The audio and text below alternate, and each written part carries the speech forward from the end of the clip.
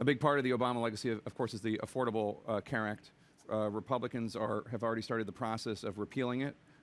President Obama has told Democrats, don't rescue Republicans on Obamacare. Make them own it. Start calling it Trump Care. Given how many Americans depend upon the Affordable Care Act and what will come next, shouldn't Democrats try to make it as good as possible? Well, I'm not sure I know what that quote is. I think that's referring to to a leak or a second-hand characterization of what the president said. Here's what I know what the president believes and what the president has said to me, which is that the Affordable Care Act is important to the American people. This isn't a political question.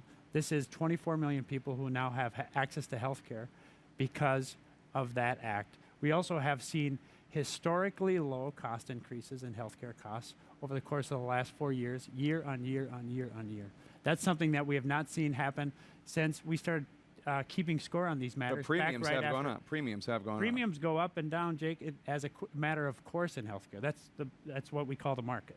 And in fact, what we've seen over the course of time is, over the course of these last 4 years, historically low cost increases. That's even when you consider out-of-pocket costs like deductibles or copays.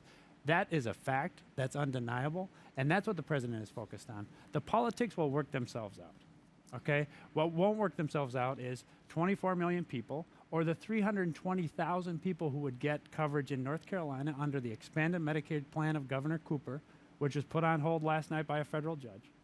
What won't happen is those 320,000 people won't get health care, won't get the peace of mind that you and I have, that all 435 of these people have, and that everybody in the administration has when they get health care coverage at the cost of the American taxpayer. That's what the American people deserve, and it would be a shame, an absolutely shame, if this Congress and this next incoming administration doesn't recognize that fact.